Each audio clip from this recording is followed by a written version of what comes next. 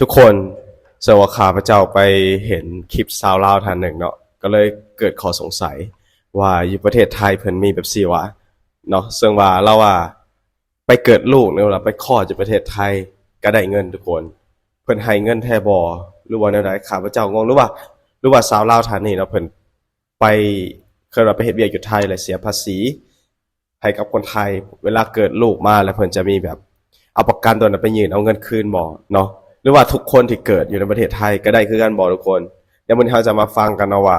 เรื่องราวจะเป็นไดทุกคนข้าพเจ้าก็บ่เคยได้ยินแบบสิยักเถื่อเนาะอาจจะเป็นคำทำอิฐหรือว่ามีแท้เนาะเฮามาฟังกันทุกคนว่าสิเป็นอะไรกับสบายดีนะสวัสดีครับท่านผู้ชมยินดีต้อนรับเข้าสู่ช่องไลฟ์สไตล์วิทยาศักดิ์อยู่กับข้าพเจ้าธนงศักดิ์เช่นเก่าเช่นเคยก่อนอื่นก็ทักทายสบายดีพ่อแม่พี่น้องโมที่สุดทุกคนนะว่าจะเป็นพี่น้องอยู่ทางเมืองลาวเมืองไทยหรืออยู่ต่างประเทศเป็นได้สบายดีบ่ทุกคนสภาพอากาศเป็นอะไรอยู่ทางประเทศไทย อากาศร้อนบ่หรือว่าฝนตกทุกคนสว่าอยู่สปปลาวเนาะกะร้อนกับบ่หลายนะทุกคนเนาะกับผู้ดีงามเนาะในใดก็ตามทุกคนรักษาสุขภาพหมดที่สุดทุกคนเป็นห่วงหมดที่สุดทุกคนโอเคทุกคนสำหรับพี่ท่านใดที่เข้ามาเบิ่งใหม่ทุกคนยังบ่ได้กด subscribe หากพี่กด subscribe เนาะแล้วอย่าลืมกดกระดิ่งเพื่อบ่พลาดคลิปใหม่ๆของข้าพเจ้านั่นเองแล้วทุกคนสำหรับมื้อนี้เราจะพาทุกคนเนาะไปเบิ่งคลิปสาวลาวเนาะซึ่งว่าเราได้ไปคลอดหรือว่าไปเกิดลูกอยู่ประเทศไทยแต่ว่าประเทศไทยมีเงินให้หรือว่านั่นเป็นเงินนโยบายที่แบบว่าเราเสียภาษีตอนเราไปเฮ็ดเวียกอยู่ไทยบ่ข้าพเจ้าก็บ่เข้าใจคือกันถ้าพี่มีความคิดเห็นใดก็คอมเมนต์อยู่หลุมคลิปข้าพเจ้าเนาะเดี๋ยวมื้อนี้เราจะมาเบิ่งคลิปของเราและจะมาอ่านความคิดเห็นของพี่คนไทยว่าเพิ่นมีความคิดเห็นแนวใดกันทุกคนจะตื่นเนาะกับทรงผมเลยเนาะทุกคนสว่าปกติผมข้าพเจ้ามันก็หยิกอยู่แล้วเนาะแต่ว่าเห็นแล้วมันหยิกมื้อนี้เนาะกับเปลี่ยนสไตล์เนาะสามารถจัดซื้อได้คือกันเนาะทุกคนโอเคนอกเรื่องแล้วทุกคนเดี๋ยวเรามาฟังกันว่าจะเป็นอะไรก่อนอื่นขออนุญาตจากช่องน้องบางออนชาแนลนะทุกคนเนาะซึ่งว่าเราได้มาเล่าเหตุการณ์ที่เราไปคลอดแล้วไปเกิดอยู่ไทยว่าสิเป็นอะไร สบายดีสวัสดีค่ะเบียร์สุทุมทานวันนี้มาบอกกับออนเช่นเก่าเช่นเคยแล้วค่ะทุกคนค่ะเนาะเนื่องจากว่าออนก็ยุดงานนะทุกคนเนื่องจากว่าเลี้ยงลูกเนาะกับยุดงานก็จะเกือบครบ1 เดือนแล้วนะทุกคนค่ะเนาะออนก็จะว่ามันมีรายได้ก็ที่แรกก็อาจจะคิดเนาะได้คิดว่าจะที่มีอาจจะได้แน่จากประกันสังคมเพราะว่าออนกำลังให้แฟนไปยืนเมื่ออาทิตย์ที่แล้วนี่เองนะณวันนี้ก็ออกแล้วจ้ะน้องเงินประกันสังคมนะประกันสังคมค่าคลอดบุตรนี่แหละนะทุกคนเนาะก็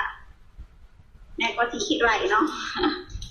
แม่ก็ที่คิดไว้นะทุกคนค่ะเนาะเงินประกันสังคมค่าคลอดบุตรเนาะเฮาก็สามารถไปเบิกได้นั่นเองเนาะว่าจะเป็นคนไทยหรือต่างชาติหรือยังถาว่าเฮาเห็นประกันสังคมเนาะแบบนี้นี่เองเนาะแบบเข้าใจแล้วทุกคนคือประกันสังคมเนาะก็คือจะคือกระเจ้าไปเห็นญี่ปุ่นเนาะเขาเจ้าจะจ่ายเขาเจ้าจะมาเก็บเงินหรือว่าตัดเอาในเงินเดือนสินะพอเกิดลูกแล้วเนาะเขาเจ้าก็จะสวยเนาะเป็นเงินเขาแบบสามารถไปเคลมเอาเงินได้เนาะเผื่อมาใช้ในกรณีฉุกเฉินแบบว่าเวลาเฮาบ่มีเวียกมีงานจะก็เป็นนโยบายที่ดีเลยทุกคนแต่บ่ฮู้ว่าน้องออนเพิ่นได้เท่าใดนะครับฟังต่อทุกคนที่PPFC บอกว่าอยากให้มีอยากให้ทุกคนมีประกันสังคมก็เพราะว่าแบบนี้เองกับบ่ว่าค่าคลอดบุตรหรือค่าฝากคันเนาะหรือว่ารักษาฟรีเนาะเพราะว่าเฮามีประกันสังคมเฮาได้จ่ายประกันสังคมทุกเดือนนั่นเองโอ้โหเห็นแล้วการโชคดีไปหลายเติบเนาะถึงเฮาบ่ได้เฮ็ดงานเนาะทุกคนถึงอ่อนน่ะบ่ได้เฮ็ดงานจะเข้าเป็นเดือนแล้วนะทุกคนจะเข้าเดือนแล้วเนาะเพราะว่าอยู่ในห้องเลี้ยงลูกนะทุกคนก็ดีที่ว่ามีได้เงินส่วนนี้เนาะมาจุนเจือนั่นเองเนาะก็ถามมาก็บ่ได้ถึงว่าที่แบบอันนั้นขนาดนั้นก็เกินความคาดหมายของเฮาเนาะคนคาดหมายของเฮาก็จะได้เท่านั้นเท่านี้บางคนก็จะบอกว่าได้บ่ถึงหมื่นได้บางคนก็ได้ประมาณหมื่นกว่านี่แหละอีหยังประมาณนี้ที่ก็เกินคาดเนาะก็ได้อันนี้นะทุกคนเนาะก็บ่สามารถจะเป็นเป็นตัวหนังสือใดนะทุกคนย่านเขาว่าเนาะไปว่าบ่มั่นใจว่าประกันสังคมแรงงานที่ไปเฮ็ดเวียกอยู่ไทยเนาะอ่าถ้าเขาเจ้าถ้าว่าข้าพเจ้าจิ๋วบ่ผิดเนาะสามารถมีสิทธิ์เขาเอิ้นว่ารักษา30บาท30บาทได้บ่ทุกคนก็คือนโยบาย30บาทรักษาได้ทุกโรคสามารถเข้าถึงได้บ่หรือว่าอาจจะเป็นนโยบายแบบรักษาฟรีบ่มั่นใจคือกันเนาะสำหรับประกันสังคมตัวนี้ทุกคนแต่คิด ข้าพเจ้าเคยเจอนะว่ามีพี่ๆคอมเมนต์ว่าสามารถหักษาได้คือกับคนไทยเลยว่าซั่นเป็นว่าทุกคนเนาะน่าจะประมาณนั้นทุกคนแต่ว่าเพิ่นว่าคลอดลูกเนาะสามารถคลอดลูกเนี่ยก็เพิ่นก็ทุกขบวนการเนาะคือเพิ่นจะใส่คืนว่าสินะจะส่งให้คืนแต่ว่าบ่มั่นใจว่าในกรณีเกิดอุบัติเหตุเนาะหรือว่าผ่าตัดใหญ่ในกรณีฉุกเฉินอื่นๆเนาะประกันนี้คิดว่าน่าจะสามารถควบคุมได้ในระดับหนึ่งนะทุกคนเนาะแต่ว่าในการจ่ายแต่ละเดือนเนี่ยบ่ฮู้ว่าเขาจะตัดแรงงานเฮาหลายบ่ในแต่ละเดือนจากที่ว่าแต่ละเดือนนี่ได้เงินเดือนมาเพื่อจะตัดประกันสังคมสิบ่มั่นใจคือกัน ว่าเงินประกันสังคมเท่านั้นเท่านี้ยังแต่ก็ได้อยู่เนาะได้พอประมาณเนาะทุกคนได้ก็ได้พอประมาณนั่นแหละเนาะทุกคนก็ภูมิใจนะที่ว่าบ่เสียใจเลยเนาะที่ว่าเฮาเฮ็ดประกันสังคมมานะอันนี้คือบ่เสียใจเลยเนาะโชคดีของเฮาหลายเติบเนาะโชคดีของออนไลน์เติบคือว่าบ่ได้เฮ็ดงานนั่นแหละเนาะเพราะว่าออนก็คิดว่าบ่ได้เฮ็ดงานก็คือสิบ่ได้รายได้บ่มีรายได้หยังหั้นนะคิดว่าอยู่ซื่อๆแต่ที่จริงแล้วโอ้แบบนี้นี่เองเนาะแบบว่าเฮาเข้าใจเลยว่าถ้าคนไทยที่เขาอยู่คือกันเนาะถ้าคนไทยที่เขาอยู่เขาก็คิดว่าคนไทยน่ะเขามีความหูอยู่แล้วมันคนแต่บังเอิญว่าเฮาน่ะเพิ่นว่าเป็นคนลาวแม่นบ่เฮาเป็นคนลาวถ้ามาเฮาพอดนะเฮาได้หยังบ่ได้ดอกจ้ะทุกคนมีแต่เสียอยู่บ้านน่ะอันนี้คือเรื่องจริงเนาะมีแต่เสียถอนมากอ่ะนอนห้องหมอคืนนึงมื้อคืนที่2เขาก็ให้มาบ้านแล้วเนาะให้มาบ้านแล้วแต่ก็อ้อนก็ภูมิใจที่ว่าอ้อนก็โชคดีอย่างนึงเนาะค่าคลอดก็บ่แพงพร้อมเนาะค่าคลอดก็สิประมาณ 6-7,000 ประมาณนี้เนาะ 6,000 กว่าเกือบ 7,000 นี่แหละขนาดนอนโรงหมอ3คืนได้นะทุกคนเนาะก็โอเคบ่แพงเพราะว่าเฮานอนห้องร่วมแล้วก็คลอดธรรมชาติพร้อมก็ถือว่าแต่ก่อนบางคนเขาคลอดแค่ 4,000 เองอ้อนก็คิดว่าค่าคลอดหลายเนาะคืออ้อนเบาและคืออ้อนเราสู่ PPSC ฟังนั่นแหละอ้อนคิดว่ามันต้องเสียค่าใช้จ่ายหลายแน่นอนแต่เสียหลายเนาะแต่ว่าประกันสังคมเขาก็มาจ่ายทดแทนเฮาก็ถือว่าโชคดีไปหลายเติบนะทุกคนค่ะโชคดีไปหลายเติบเนาะทุกคนนี่ก็มีอยู่เนาะคนในโรงงานก็เหลือคนนึงเนาะกำลังใกล้จะคลอดอาจจะน้ำปีใหม่อะไรมั้งเนาะเดี๋ยวเขาก็คลอดคือกันเนาะอ้อนกันแนะนำให้ไปโรงหมอที่อ้อนคล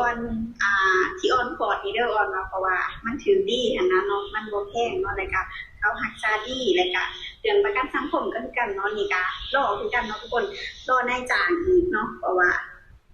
เห็นคล้ายๆว่านายจ้างกระจายให้เฮาพร้อมเพราะว่าค่าหยุดงานนั่นเองนะเพราะว่าเฮาก็อยู่กับเพิ่นหลายแล้วเนาะทุกคนค่าหยุดงานบ่ฮู้ว่าใดเท่าใดเนาะแต่ก็ต้องท่าเบิ่งเนาะท่าเบิ่งว่าอาจจะครบสมมุติกรณีหยุดงานว่าสิเนาะนายจ้างเพิ่นก็มีค่าหยุดงานให้ก็ถือว่าดีแล้วทุกคนเนาะเพราะว่าข้าพเจ้าชื่อว่าในประเทศลาวเฮานี่นะกรณีบริษัทเอกชนเนาะถ้าว่าหยุดงานกรณีจำเป็นนี่นะเพิ่นก็จะมีเงินให้แต่ว่ากรณีที่ว่าหยุดงานแบบบ่มีเหตุผลอันนั้นน่าจะไล่ออกเลยทุกคนแต่ตัวนี้ก็มีให้คิดว่าน่าจะหลายเพราะว่าคือดังที่คนฮู้เนาะเงินบาทสกุลเงินบาทเนาะมันแข็งค่ากว่าบ้านเฮาอะนะถ้าเทียบกันนะทุกคนก็อาจจะได้หลายกว่าแปลว่ากลุ่มอยู่ในระดับหนึ่งเนาะก็คือใช้จ่ายในรายเดือนจังซี่นะครบหยุดครบมื้อผู้ใดมาเพิ่นจังสิให้บ่แน่ใจคือกันเนาะแต่ว่าประกันสังคมนะได้มาเป็นที่เรียบร้อยแล้วก็ดีใจเนาะก็ดีใจว่ามีเงินเข้าบัญชีอะนะแต่บ่ได้คิดว่าโอ้ยเงินเบิดแล้วเพราะว่าคอร์สนี่ก็ค่าไปค่ามามันก็เสียหลายนะทุกคนเนาะค่ารถก็ไปก็มาค่ารถก็ไปก็มาไปโรงหมอนี่อ้อนก็ยังต้องไปโรงหมออีกต้องเอาไปตรวจภายในอีกแล้วก็ไปต่อไปตรวจเกี่ยวกับเขาเอิ้นหยังที่หามื้อคล้ายว่ามะเร็งปากมดลูกมะเร็งปากมดลูกอีหยังเกี่ยวกับการดูแลการรักษาอะไรก็เหมือนคล้ายๆว่าอีหยังสักอย่างนี่อ้อนก็บ่แน่ใจแล้วคันเขาเว้าจังได๋แนะนำมาจังได๋เดี๋ยวอ้อนจะมาเฮ็ดคลิปบอกกับ PPSC คือเก่านะทุกคนเนาะแต่ก็คือว่าเลยทุกคนอ้อนก็ดีใจเนาะทุกคนดีใจที่ได้เฮ็ดประกันสังคมเนาะบ่ผิดหวังเลยประกันสังคมเฮ็ดให้เฮาบ่ผิดหวังเลยเนาะตั้งแต่ดูแลเฮาอย่างแต่ตั้งแต่ต้นท้องเนาะต้นท้องจนกระทั่งว่าต้นคลอดก็ได้ค่าคลอดคุณอีกพร้อมแบบดีใจ ดีใจอันนี้ถ้าเลยบอกแม่นะยังติดต่อแม่บ่ได้เนาะแม่เมื่อบ้านเนาะทุกคนดีใจว่าแม่พอได้แล้วเด้อยังประมาณนี้ครับแบบเงินขอทุนประกันสังคมอ่ะที่แบบที่เข้าใจทุกเดือนไปเนาะเข้าใจมันคล้ายๆว่า6 เดือนหรือ15 เดือนเนี่ยประมาณเอาก็จะได้ค่าก่อนพูดนี่มอนกันว่านี่อันนี้นะทุกคนเนาะแบบนี้นะมั้งพี่จังแนะนำให้หลายๆคนเนาะมาเฮ็ดงานอยู่เมืองไทยถูกต้องตามกฎหมายแล้วก็อย่าจะให้เฮ็ดประกันสังคมทุกคนเพราะว่าการจะมีค่าคุ้มครองหลายๆสิ่งเพราะว่าจะเป็นหักษาบาดเจ็บอยังเล็กๆน้อยๆเนาะหรือว่า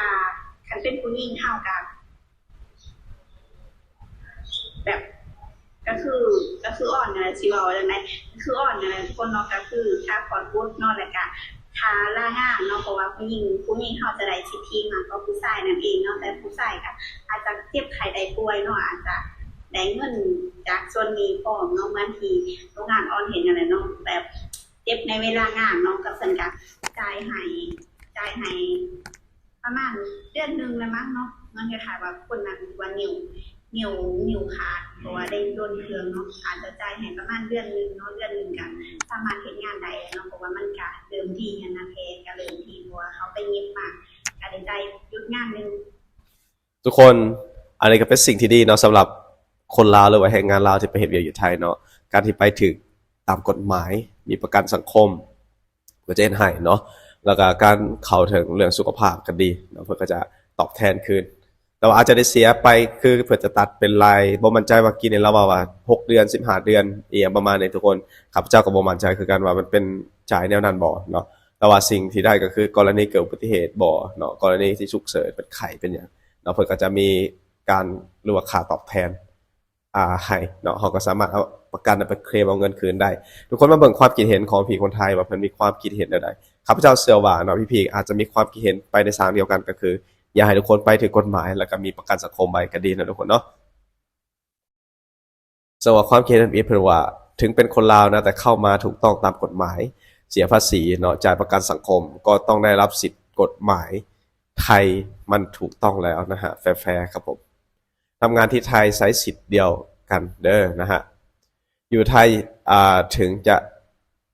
จะไม่ได้อะไรนะฮะให้รู้ไว้ว่าเจ้านั้นมีบุญวาสนาแล้วคนไทยเป็นคนใจดีนะฮะมีเมตตาต่อทุกศาสนาในโลกนะเฉพาะไทยคือศาสนาพุทธนะฮะแถหนึ่งเดียวในโลกนั่นเองทุกคนถ้าจ่ายประกันสังคมเกิน15 ปีนะฮะถ้าอายุถึง55ก็จะได้รับเงินนะฮะรับเงินนะฮะรับเงินอะไรทุกคนรับเงินสาราภาพนะเป็นบำนาญนะฮะทุกเดือนตลอดชีวิตนะคนต่างชาติก็มีสิทธิ์นะฮะเท่าคนไทยนะฮะจ่ายไม่ถึง15 ปีก็รับบำเหน็จได้นะฮะเข้าประกันสังคมครับทุกคนได้รับสิทธิ์ปกตินะฮะจะได้ 29,500 บาทโอ้โหจริงเหรอครับแล้วจะได้รับเงินสงเคราะห์นะฮะทุกเดือนละ600 ถึง 800 บาทต่อเดือนต่อบุตร1 คนนะฮะจะได้รับทุกเดือนนะฮะจนบุตรมีอายุครบ6 ปีบริบูรณ์โอ้โหสุดยอดนะฮะอันนี้คือเป็นสิ่งใหม่ๆทุกคนที่ข้าพเจ้าฮักก็คู่กันเนาะมื้อนี้เฮามาเบิ่งกันเนาะในรายการก่อนอื่นก็ขอบคุณช่องน้องอ้อเนาะที่ได้มาแชร์ประสบการณ์ดีๆไปสิทุกคนสวัสดีทุกคนถ้าทุกคนมักก็ฝากกดไลค์กดแชร์ Subscribe เนาะสบายดี